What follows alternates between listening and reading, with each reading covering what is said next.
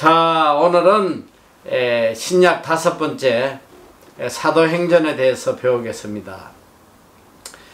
우리가 이미 신구약 공부를 했기 때문에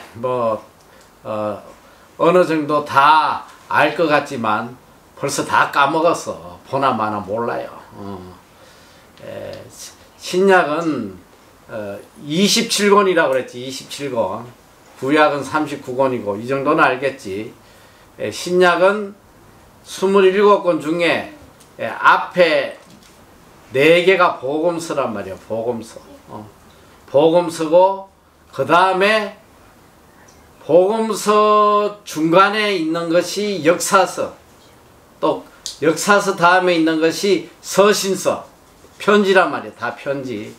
그리고 이 서신서가 끝나고 나면 마지막에 요한계시록, 요한계시록 이렇게 예언서로 돼 있어요. 그러니까 신약은 이렇게 4개로 이렇게 구성되어 있는데 이미 우리가 사복음서를 다 배웠어. 사복음서 다음에 이 서신서가 이제 21개가 나오는데 서신서하고 요 복음서, 서신서 사이를 연결해 주는 것이 뭐냐면 역사서예요. 역사서. 이 역사서는 뭐냐면 말 그대로 역사적인 사실을 기록한 거예요. 시간의 순서에 따라서 기록한 것이 역사서예요. 그래서 이 역사서, 우리가 이미 구약에서 배웠듯이 구약에는 역사서가 무려 17개나 돼. 17개. 창세기부터 해가지고 17개가 돼요. 17개가 되는데 신약에는 역사서가 유일하게 사도행전 하나밖에 없다. 시간의 순서에 따라서 기록해뒀고 또 이제 복음서와 서신서를 연결하는 역할을 하고 있다. 사도행전은 뭐 말 그대로 영어로는 act라고 그래. A-C-T-S, act. act가 뭐야? 행동하는 거지. 일하는 걸 act라고 그러잖아. 그래서 이 사도행전은 원래의 이름은 사도행전 Act of Apostles. 사도들의 일, 사도들의 일을 기록해 놓은 것이다. 사도들의 행한 것들을 기록해 놓은 것이다 해서 사도행전이에요. 사도행전 Act라고 그런다. 그래서 이 사도행전은 어떤 내용이냐면 바로 이 예수님께서 십자가에 달려 돌아가시고 사흘 뒤에 부활을 하시는데 예수님이 부활하시자마자 하늘로 샥 구름 타고 올라가신 게 아니야. 부활하시고 이 땅에 무려 40일 동안 계셨어. 40일 동안 계시면서 제자들을 만나시고 그들을 다시 이렇게 세우시고 이제 앞으로 예수님 이후에 행해져야 될 사역에 대해서 제자들에게 가르쳐 주세요. 그리고 가장 중요한 건 뭐냐면 예수님께서 성천하시기 전에 이제 약속하신 것이 내가 가면 너희를 인도할 보혜사 성령을 보내주겠다. 보혜사 성령.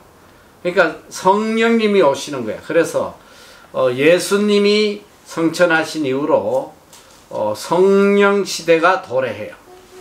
그래서 이 사도행전은 어떻게 시작을 하냐면 이제 예수님이 40일 동안 계시면서 제자들에게 이제 훈련시키는 거. 제자들이 앞으로 예수 그리스도의 정인이 되어서 땅끝까지 복음을 전거하도록 명령을 하시고 이제 오실 성령을 기다리도록 분부하시고 예수님은 성천을 하십니다.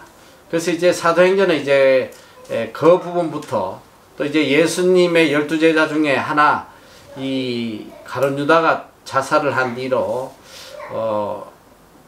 한 명을 채우는 12명으로 채우는 그 마따디아를 그 제비를 뽑아가지고 세우는 이야기로부터 시작해서 이 사도행전의 내용은 바로 복음이 땅끝까지 전거되어 가는 그 과정을 기록해 놓은 것이 이 사도행전이에요. 그래서 보면 이제 시작점에 보면 이 예수님의 제자 12명 외에도 예수님을 따르는 제자 총 120명이 이 마가의 다락방에 모여서 성령이 오기까지 기도하고 기다리는 내용이 나와요. 그런데 이제 성령이 임재를 하시는 거지. 바로 오순절날에 이 땅에 성령이 임재하셔가지고 그때부터 이제 성령 주도적인 복음 사역이 시작이 돼요. 그러면서 이제 폭발적으로 이제 복음이 들어가면서 믿는 자들의 수가 늘어나면서 사도행전에 제일 중요한 게 뭐냐면 첫 번째 이제 성령의 역사가 일어났고 두 번째는 교회가 세워지는 거예요. 처음으로 이 기독교 역사에 처음으로 교회가 세워져요. 초대 교회가 세워지고 이제 그 다음에 이제 이 복음이 그동안 이 유대인들에게 한정되었던 이 복음이 이제는 이방 땅에까지, 그러니까 세상 땅끝까지 복음이 전거되어 가는 과정을 기록하고 있단 말이에요. 그래서 이 사도행전을 다른 말로 성령행전이다, 또 혹은 선교행전이다, 또 교회행전이다, 이렇게도 표현을 합니다. 그래서 사도행전은 굉장히 중요한 것이지. 교회가 이제 생겨났고 이 복음이 땅끝까지 이제 복음이 전거되는 그런 내용을 기록하고 있어요. 그래서 사도행전의 이제 핵심 구절이 바로 우리가 너무나 잘 아는 사도행전 1장 8절 오직 성령이 너희에게 임하면, 성령이 너희에게 임하시면 어떻게 된다? 너희가 권능을 받고, 성령의 이제 권능을 받고 예루살렘과 유다와 사마리아와 땅끝까지 이르러 내 정인이 되리라 하시니라. 이게 사도행전의 핵심 구절이에요. 자, 이제 성령이 우리에게 임하시고 또 이제 권능을 받아 가지고 이 복음을 세상 땅끝까지 복음을 전하게 된다. 그래서 이게 우리에게 주신 또 하나님의 사명입니다. 그래서 이제 우리가 이 사도행전을 공부를 해 나갈 텐데, 이 사도행전은 이 사도행전의 주체가 누구냐면 바로 예수 그리스도예요. 예수 그리스도가 주체가 되시고 교회는 바로 수단이 되는 거예요. 수단이 되고 그 다음에 성령은 능력이 돼요. 그러니까 성령의 능력으로 교회를 통해서 예수 그리스도가 증거되는 이것이 바로 사도행전이다. 그래서 이 사도행전에는 특별히 이 성령이라는 단어가 50회나 나옵니다. 성령이라는 단어가 50회가 나와요.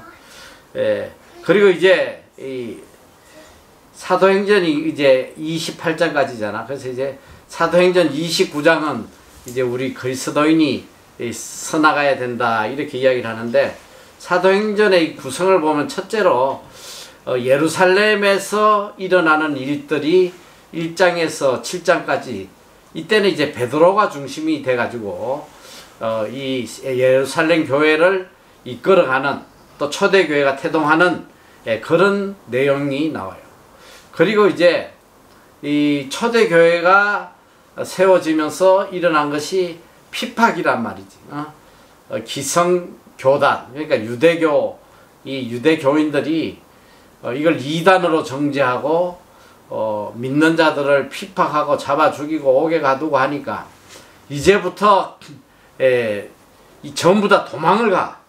이걸 피해가지고, 핍박을 피해서 이제 도망가면서 첫 번째로 이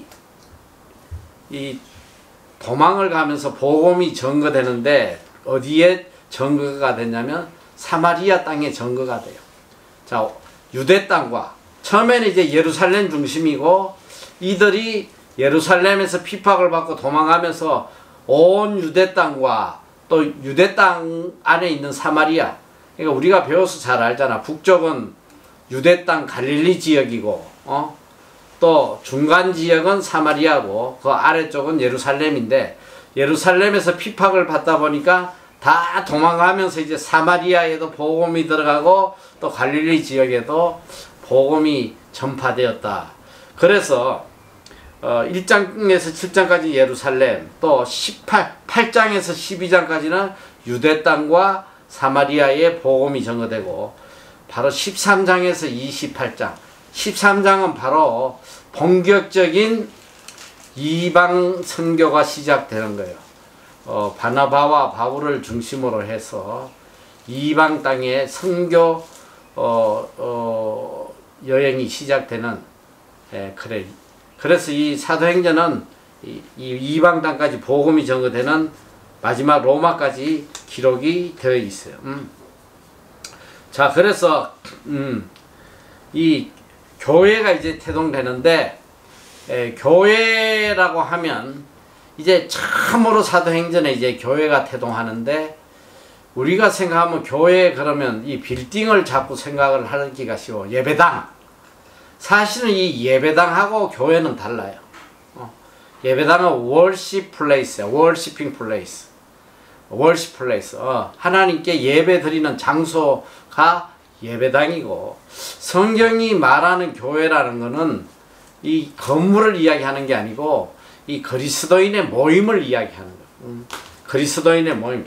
그러니까 예수 그리스도를 중심으로 한 몸이 된, 여기는 뭐 이방인도 들어가고 또 유대인도 들어가고 누구나 예수를 믿는 사람들이 모여서 한 몸을 이룬 이것을 갖다가 교회라고 이야기를 합니다.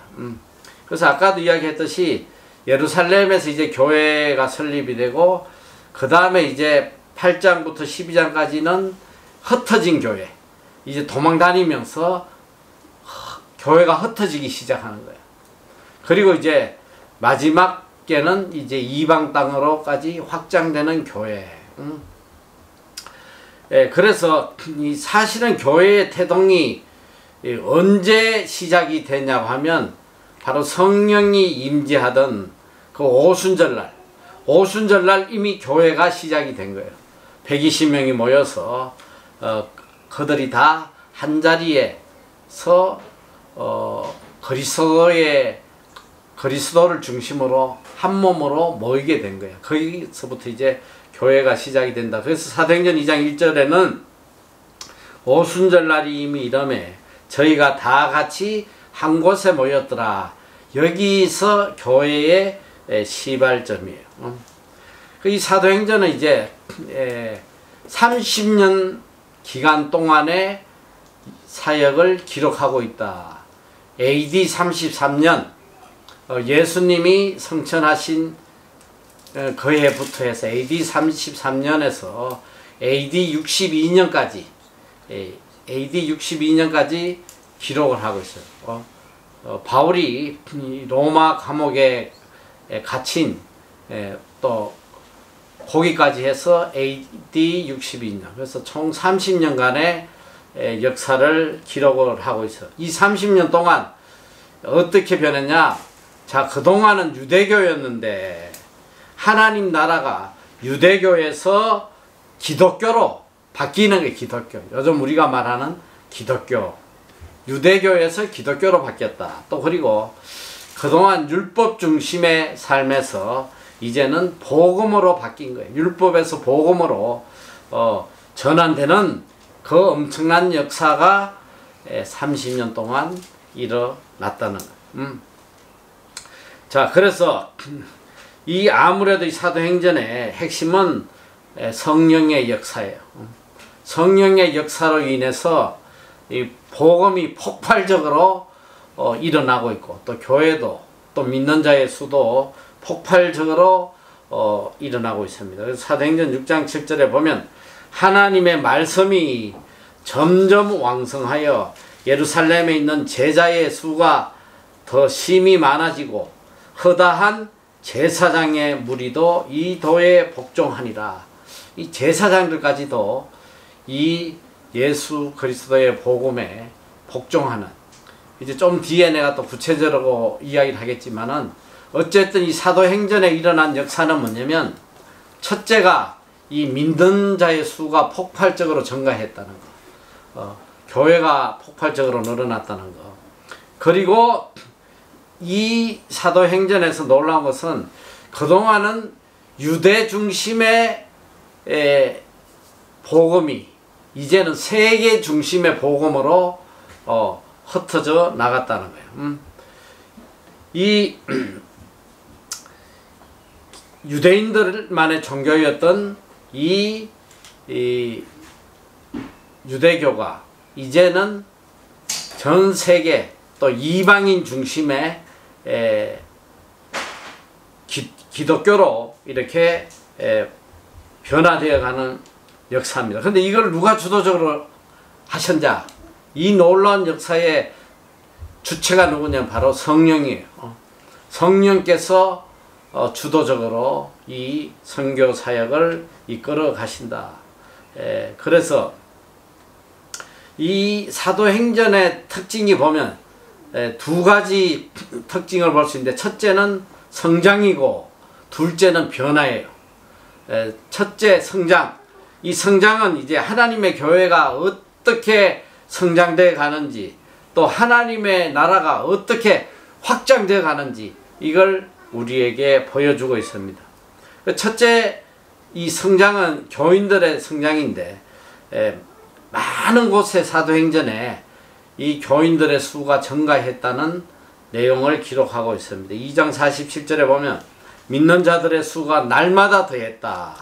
5장 14절에는 믿고 주께로 나오는 자가 더 많으니 남녀의 큰 무리였다. 또 6장 7절에는 말씀이 전파되는 곳에 제자의 수가 더 심히 많아졌다. 이렇게 되어 있습니다. 또 9장 31절에는 온 유대와 갈릴리와 사마리아의 교회가 든든히 서가고 성령의 위로로 진행하며 믿는 자의 수가 더 많아졌다고 기록하고 있습니다. 또 16장 5절에도 교회가 든든해지고 믿는 자의 수가 날마다 늘어났다고 증거하고 있습니다. 그러니까 이 사도행전의 특징은, 첫째는 성장, 교인들의 성장이고 교회의 성장입니다. 확장. 이 교인들의 성장에 대해서 구체적인 숫자까지도 기록을 하고 있어요. 2장 41절에는 보면 베드로가 설교하고 났더니 믿는 자의 수가 3,000명이나 됐다. 설교 한번 듣고 믿는 자가 한 번에 3,000명이 늘어났다고 그래요. 그리고 4장 4절에는 성전 미문에 앉아있는 안전뱅이를 고치고 났더니 그 사건으로 인해서 믿는 자가 남자만 5,000명이 늘어났다. 5,000명. 그리고 5장 14절에는 믿고 주께로 나온 남녀의 수가 큰 무리였다. 또 아까 이야기했던 6장 7절에도 심히 많아졌다. 제자의 수가. 계속 이렇게 믿는 사람의 숫자가 늘어났다고 성경은 기록하고 있습니다. 그 다음에 이제 두 번째 사도행전의 특징은 이 변화예요. 신앙의 변화. 이 심령에 어떤 변화가 일어났냐. 뭐 이게 사람의 이 심령의 변화뿐 아니라 뭐 이 문화 또 모든 환경이 다 바뀌는, 개인과 가정과 도시와 사회의 이 모든 구조의 변화가 일어나는 거예요. 이 복음이 들어감으로써. 성두리째, 이 안 믿는 나라에 기독교가 들어가면 이 기독교가 왕성하다 보면 기독교 문화로 사회가 바뀌어 나가듯이, 바로 이 복음이 들어오고 성령의 역사가 일어나면서 개인의 변화는 할 것도 없이 이제 사회 전반적으로 놀라운 변화가 일어납니다. 그래서 사도행전의 이 보면 복음이 전파되는 모든 곳에서 변화가 있는데 그걸 소동한다 이렇게 돼. 소동한다. 가는 곳마다 소동이 일어났다. 이게 변화됐다는 거예요. 큰 변화가 있었다. 이걸 소동한다 이렇게 표현하고 있어요. 2장에도 보면 오순절에 성령이 임했을 때 예루살렘이 소동했다고 그래요. 예루살렘이 다 난리가 난 거예요. 그리고 17장에도 데살로니가 지역에 또 복음이 전거되니까 이 지역 전체에 소동이 일어났다. 그리고 19장에는 에베소에서 또 25장에서는 또 예루살렘에서 소동이 일어났다. 이렇게 기록하고 있어요. 이런 엄청난 변화의 중심점이 뭐냐면 성경은 바로 하나님의 말씀이라고 기록을 하고 있습니다. 자, 그래서 이 말씀의 능력이 얼마나 큰지, 이 말씀은 바로 그 성령이거든. 하나님이시고 말씀 안에는 성령의 역사가 있기 때문에 19장 20절에 보면 주의 말씀이 힘이 있어 흥황하여 세력을 얻으니라. 이 에베소 교회에 주의 말씀이 전거되니까 막 불같이 이 말씀의 능력이 일어난 거예요. 그래서 흥황했다. 그리고 18장 5절에도 보면 이 아덴에 바울이 하나님의 말씀에 붙잡혀서 복음을 전하니까 아덴 도시가 다 흔들렸다고 그랬어. 이 도시가 다 뒤집어진 거예요. 그리고 17장 11절에 13절에 보면 베레아 사람들이 간절한 마음으로 말씀을 받고 날마다 성령을 상고함으로 그 말씀이 베레아 도시를 그냥 다 소동케 했다는 거예요. 이 말씀의 능력이, 이 성령의 역사가 그 사회 전체를 다 흔들었습니다. 또 이 사도행전에 보면 하나님의 이 계획, 복음을 향한 하나님의 사역의 구체적인 방향이 상세하게 기록이 되어 있습니다. 하나님께서 이 땅끝까지 복음을 전가하기 위해서 어떻게 이 사역을 움직여 가시냐면, 첫째는 하나님께서 먼저 사람을 세우세요. 하나님의 사람, 하나님의 사람들을 세우시는 장면들이 사도행전에 상세하게 나옵니다. 사도행전은 처음부터 끝까지 충성된 믿음과 순종의 사람들을 통해서 이 복음 사역이 이루어지는 걸 볼 수 있어요. 첫째는 12사도를 중심으로 일어났고, 그 중에 특별히 이제 베드로와 요한 중심으로 예루살렘 사역이 시작이 됩니다. 그리고 이 초대 교회 안에서는 또 신실한 7 집사가 세워져서 그 대표적인 사람이 스데반 집사잖아요. 끝까지 복음 전가하면서 순교하는, 그리고 또 빌립 집사를 통해서 사마리아 땅이 복음화되고, 또 이 바울과 바나바를 통해서 또 실라와 디모데 또 아볼로, 이런 신실한 사역자를 통해서 이방 땅까지 이렇게 복음이 전거되는, 그게 복음의 사역의 가장 핵심이 결국은 보니까 사람이에요. 하나님이 사람을 세우시오. 이 사역자를 세우신단 말이에요. 사명자. 이게 없으면 아무것도 안 돼. 성령이 아무리 오셔도 성령이 직접 역사를 하시는 게 아니라 사역자를 통해서 이 사역을 해나가시기 때문에 사역자는 필수적이다. 어느 조직이든. 우리도 지금 이렇게 이 외국 땅에서 복음을 열심히 전하고 있지만 결국은 사람의 문제잖아.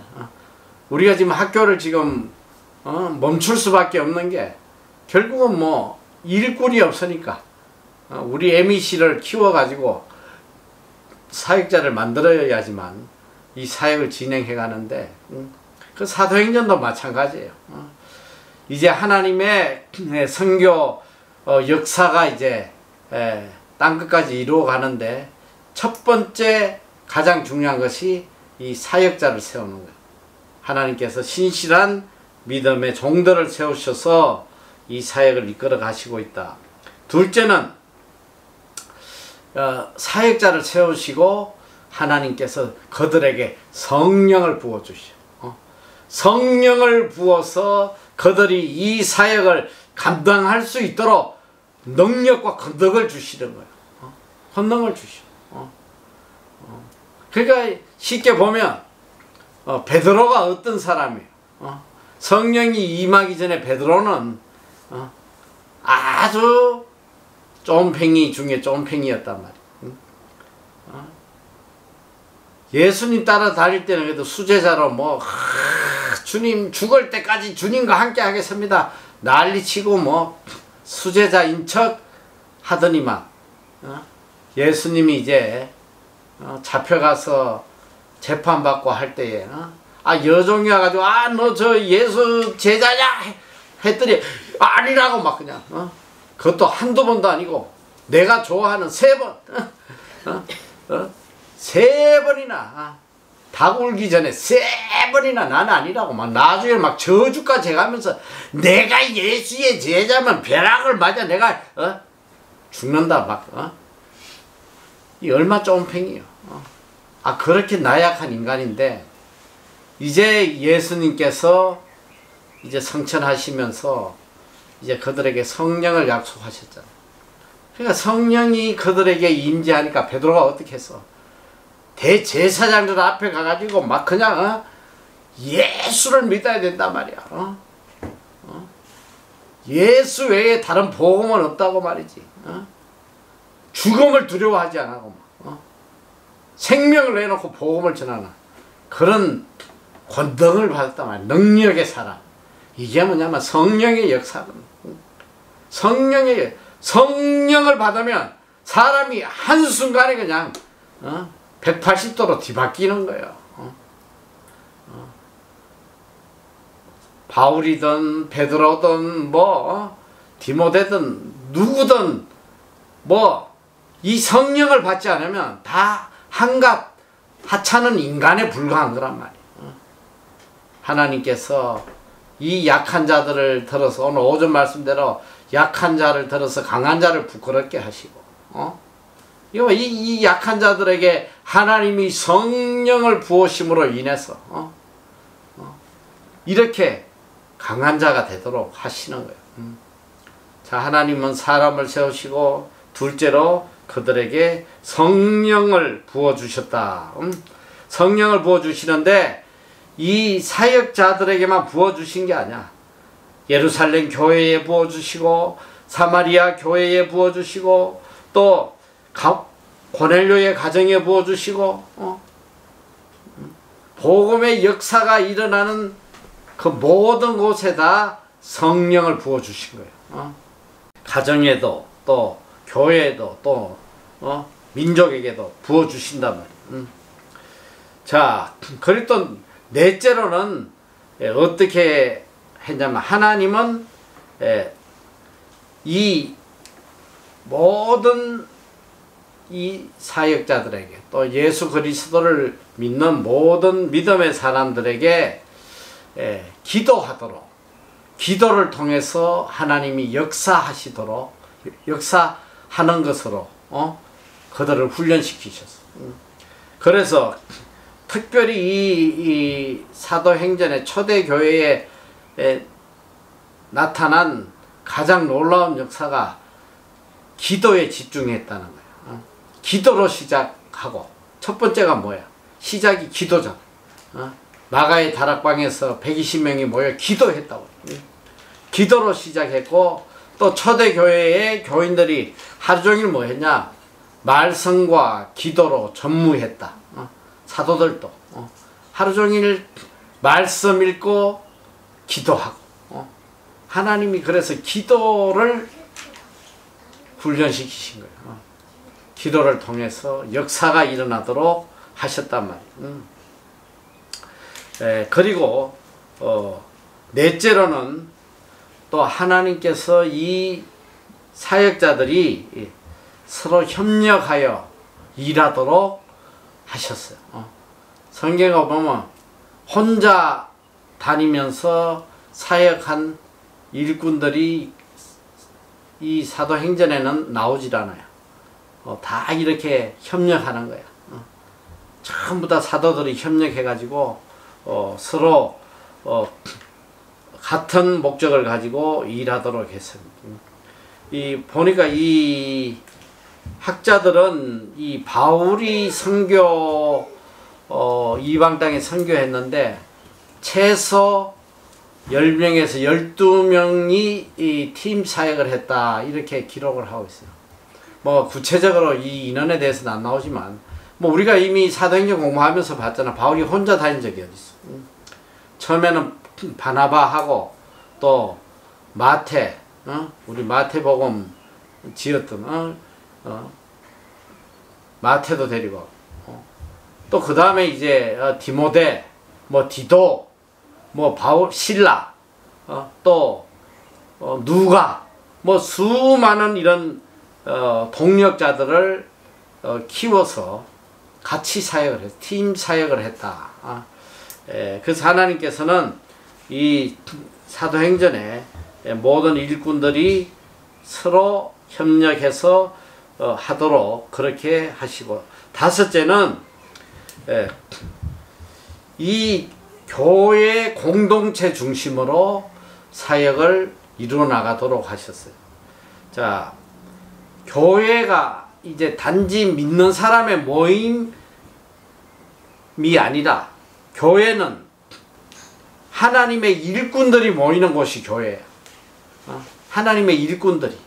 그래서 이 교회를 중심으로 하나님의 일꾼들이 모여서 이 하나님의 사역을 이루어 가도록 그렇게 하셨단 말이에요.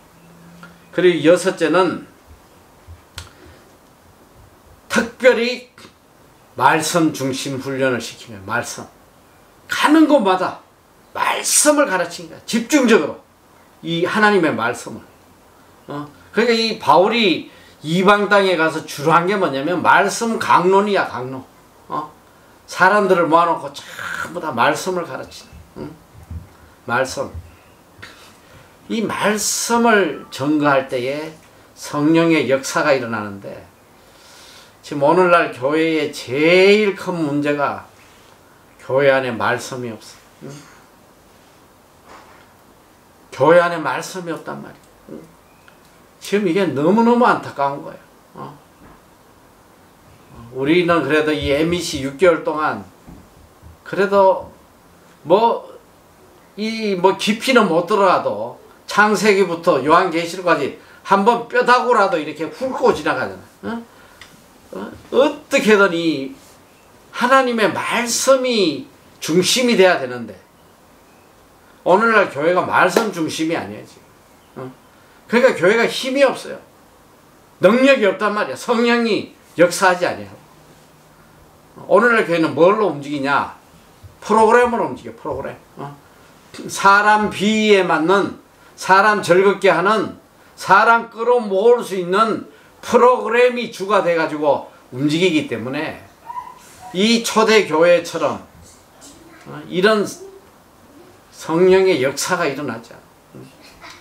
이게 제일 안타까운 거예요. 지금 우리에게 제일 필요한 것은 이 말씀 공부야, 말씀. 말씀을 배워야 돼. 그래서 정말 이게 참 요즘 와서 제 마음에 그런 마음이 참 간절한 게, 이 성경학교를 하나 세우면 정말 좋겠다. 미국이 무너져 갈 때에 미국을 이렇게 세운 것이 뭐냐면 바이블 스쿨이야, 바이블 스쿨. 대표적인 게 무디 성경학교. 이 무디 목사님이 성경학교를 만들어 가지고 이 말씀으로 무장한 이 일꾼들을 키워냈기 때문에 미국이 일어선 건데, 지금도 제일 중요한 게 이 청년들을 말씀으로 훈련시키는, 이게 지금 제일 필요해요. 그래서 내가 이 오레레 캠프장을 말씀 훈련장으로 만들까 별 생각을 다 했어. 그래서 그런데 중요한 게 뭐냐, 학교 만드는 건 문제가 아닌데 올 놈이 있어야지. 올 놈이. 이게 제일 문제야. 그래서 별 생각을 다 해봤어. 이거를 전액 무료에다가 숙식 제공하면 올까 했는데도 안 와. 성경 공부하다 많아. 영어나 가르쳐주고 뭐 관광이나 시켜준다면 오지. 숙식 제공에 무료로 다 해줘도 안 와. 그러면 비행기값 대주면 오나? 내가 가만히 생각해보니까 비행기값까지 대주고 해도 몇 놈 오질 않을 것 같아. 성경 공부한다며. 우리 MEC가 왜 온지 알아? 얘들이 속아서 온 거야. 신앙 훈련한다고 그랬으면 얘들 안 와요. 영어 공부한다 이러니까. 거기 가지고 영어 배우고 마음껏 한번 여행해보자 하고 왔다가 잘못 왔네. 그래 첫 한 달은 그냥 계속 고뇌에 빠져가지고 이걸 떠나야 되나 말아야 되나 진짜 돌아가고 싶은 애들이 진짜 반도 넘었는데 내가 못 돌아갈 이유를 알아. 이놈들 비행기 값이 너무 비싸가지고. 그래서 필리핀 정도만 돼도 다 돌아갔어. 분명히. 근데 이 뉴질랜드 좀 비싸잖아. 그것도 또 1년짜리 티켓 끊어와놓으니까 좀 비싸잖아. 그러니까 그게 아까워가지고 가지도 못하고 오지도 못하고 한 달 동안 그냥 고뇌에 빠져가지고 허덕이다가 말씀이 들어가기 시작하니까 이것들이 변하네. 얼마나 많이 변하는지. 나중에는 그냥 교회 나간 놈들이 내가 일평생 주를 위해 살겠다고 신학교 가겠다고. 신학교 간 놈이 지금까지 한두 놈이 아니야. 세 놈? 아니야. 내가 알기로도 지금 신학교 간 놈들이 한 40-50명 된 것 같아. 우리 MEC 출신들은 목사가 얼마나 많은지 몰라요 지금. 세계적으로 흩어져 있더라고 지금. 홍콩에도 있고 뭐 캐나다에도 있고 뭐 사방에 다 있어. 전국에 없는 데가 없어. 내가 집회 다녀보면 그냥 가는 데마다 다 우리 MEC 출신 목회자들이 있다만. 지금 이게 말씀이 들어가야 되는데 제일 말씀을 싫어하는 데가 어디냐면 교회야. 교회. 교회가 말씀을 싫어해. 말씀을. 성경 공부 시키면 교회 안 와. 요즘. 그리고 설교도 그래. 성경만 가지고 설교하면 교인들 안 온다니까. 그러다 보니까 목회자들이 한번 설교하면 들어봐. 내 말이 거짓말인가. 30분 설교하면서 성경에 대한 이야기는 10분도 안 한다 이 소리야. 오만 세상 잡소리하고 무슨 학자들 이야기 뭐 세상 돌아가는 이야기하고 하나님 소리는 뭐 그냥 1, 2분 잠깐 하고 말이지. 지금 이게 큰일 났어. 큰일 났어. 내가 이런 소리 하면 교만하다고 뭐 욕할지 모르지만 말씀이 없는 교회가 이게 무슨 교회냐고. 이런만 교회지 교회가 아니야. 이 사도행전에 이 엄청난 복음의 역사가 일어난 것은 그들이 말씀에 전무했단 말이야. 말씀에. 이 사도들도 가는 곳마다 목숨 걸고 하나님 말씀을 가르쳐서 하나님 말씀. 참 안타까워요. 그래도 참 이 MEC라도 그래도 존재를 해야지만 그나마 그래도 6개월 동안이라도 그래도 우리 애들 여기 오면 6개월 동안 성경 한독은 하잖아. 그래 중요한 것들 그래도 어느 정도 뼈대를 잡아가는데 참 요즘 내가 마음이 참 좋지 않아. 청년들을 키워야 되는데 참 안타까워요. 그래서 이 하나님께서 이 땅끝까지 복음을 전가하기 위해서 사도 이 행전에 이 초대교회를 통해 역사하신 것이 사람을 세우시고 그들에게 성령을 부어주시고 교회를 세워줘서 교회 중심으로 일꾼들을 키우시고 또 그들에게 말씀으로 훈련시켜서 이 복음이 땅끝까지 전거되도록 하셨단 말이에요. 이게 사도행전이야. 그리고 이 사도행전은 아까도 이야기했듯이 이 책의 제목은 원래 제목이 프락세이스 아포스톨론이라고 하는데 사도들의 행전, 그러니까 사도들의 이야기야. 사도들의 사역을 기록했는데, 내가 누가복음 이야기하면서 이야기했는데, 원래 이 누가복음과 사도행전은 한 권의 책이어서 한 권의 책, 이어지는 거예요. 이어지는 책인데, 그래서 이게 수신자가 누구냐면 데오빌라 가카, 한 사람에게 이 보낸 편지예요. 그래서 이 책의 저자도 역시 사도행전도 의사 누가가 기록을 한 것이다. 그래서 이 누가복음은 대체로 AD 62년경에 아마 기록이 된 것이다. 누가복음이 서여지고 이어서 서여졌을 것이다. 이렇게 생각을 해요. 이 누가는 우리가 배웠듯이 바울의 주치의라고 그랬지. 그래서 이 마지막 로마에서 바울이 이 순교할 때까지 아마 바울 곁에 있었던 수제자로 생각이 듭니다. 그래서 이 사도행전에 보면 이 복음의 전파가 어떻게 일어난, 첫 번째는 이제 예루살렘 중심으로 일어나고, 그 다음 복음의 중심지가 어디가 됐냐면 바로 수리아 안디옥. 이 안디옥은 여러 군데 나오잖아, 그렇지? 근데 수리아 안디옥이 이방 땅에 처음으로 세워진 거기 교회예요. 수리아 안디옥 교회. 이 안디옥 교회가 이제 예루살렘에서 다 핍박받고 흩어지면서 그 다음에 중심이 된 곳이 어디냐면 수리아 안디옥이에요. 그래서 수리아 안디옥 교회에서 처음으로 이 믿는 자들에게 그리스도인이라는 호칭이 붙어진 곳이 바로 수리아 안디옥 교회. 그래서 수리아 안디옥 교회의 중심 인물은 바로 이 바울과 바나바가 중심 인물인데, 그 교회에서 바울과 바나바를 파송시킨 거야. 1차 선교 여행 때 파송시키고, 그 뒤로도 계속 바울을 3차 선교 여행까지 파송시키는 교회가 안디옥 교회예요. 그래서 바울의 모교회다 생각을 하면 돼. 그러니까 첫째는 예루살렘 중심에서 수리아 안디옥으로 중심이 옮겨갔고, 그 다음에 보면 사도 바울의 이제 그 이방 땅에서 사도 바울이 보면 소아시아, 또 유럽, 그리고 마지막 이 로마, 이렇게 이제 복음을 전거해가요.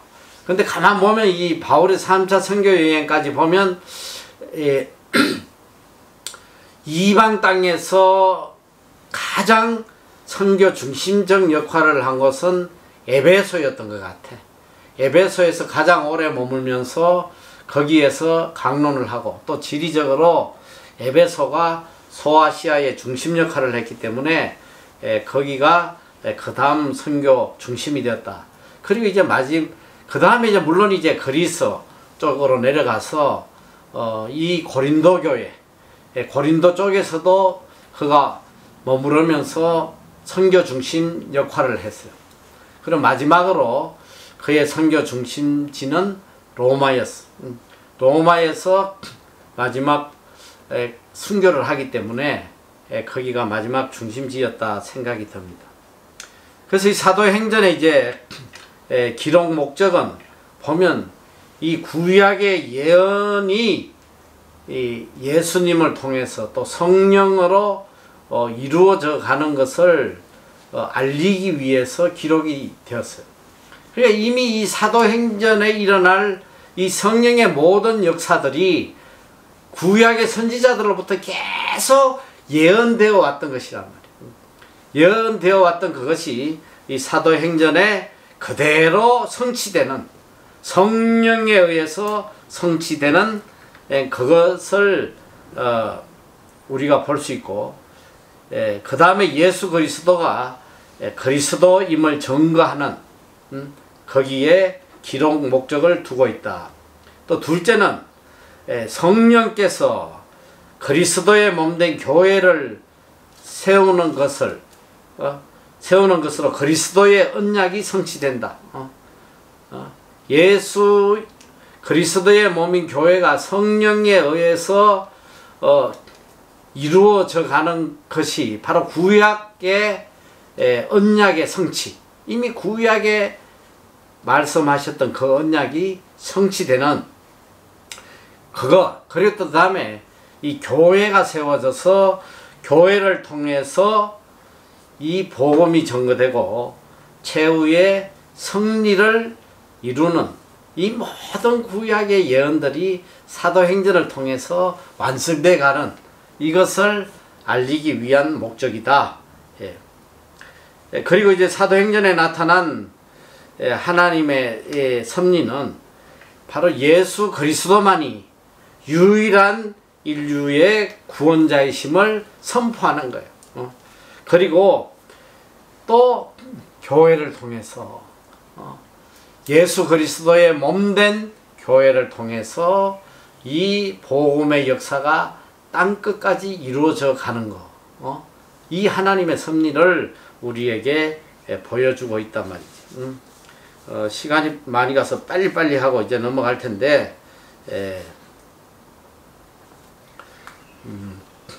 이 사도행전 이제 크게 보면 두 가지로 봐요. 우리가 이미 배워서 알다시피 사도행전 원래 1장에서 12장까지는 예루살렘